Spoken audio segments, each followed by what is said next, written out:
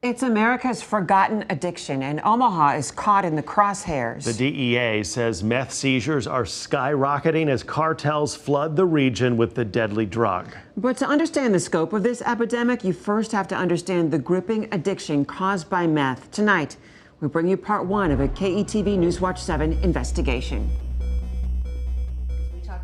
I can clearly remember the darkness. So dark. Beth Robbins Ellis recalls a past filled with pain. I had a lot of deep hidden secrets. You know, I was in such bondage from the things that had happened to me in childhood. Her father died in a drunk driving crash when she was only 3. That had spun my mom into a schizophrenic state of mind. She grew up in a home filled with trauma, sexual abuse, physical abuse, domestic violence, and addiction. I just ran with drinking until I was 25 years old. It was 2003 when the young mother discovered meth. And I can clearly remember the first time I used, and I knew it was for me. It had numbed all of those feelings that I had had. It had gave me a sense of purpose. It energized me, you know, to be a mom. It kept me going, and eventually I was just physically numb. In 2005, Beth became pregnant again, but her addiction to meth had already taken a strong hold. By that time, I was so far gone that I continued to smoke meth every day through that pregnancy. On New Year's Eve, she gave birth to her second child,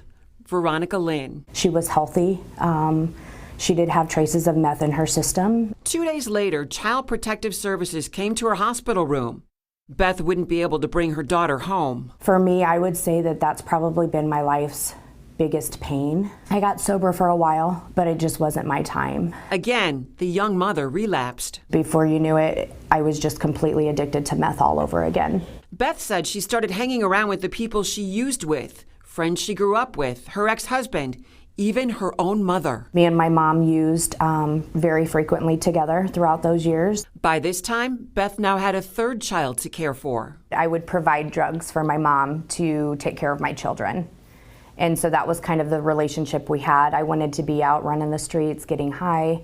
In order to keep my mom happy, I would then provide her meth. In October 2009, Beth had her children taken away from her. You would think that that would be the end of my addiction, like I'd be ready to work on myself, and I wasn't. She says it only made her use more because she didn't have children to care for. I had freedom to be able to do what felt so good. But what felt so good to her mind was taking a toll on her body. I was in a deep psychosis. I was probably 92 pounds soaking wet. Her teeth were decaying. Her complexion was turning green. She would stay up for days on end. I would cut my son's hair, you know, in the middle of the night while he was sleeping. And, you know, I would find things to do that were just so bizarre to just keep my hands moving and my brain going. We would take apart computers and try to put them back together. You do the most bizarre stuff. It just takes a hold of your brain.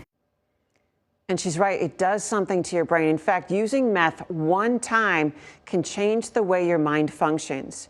Beth is now 10 years into her recovery. This is only a small part of her remarkable journey.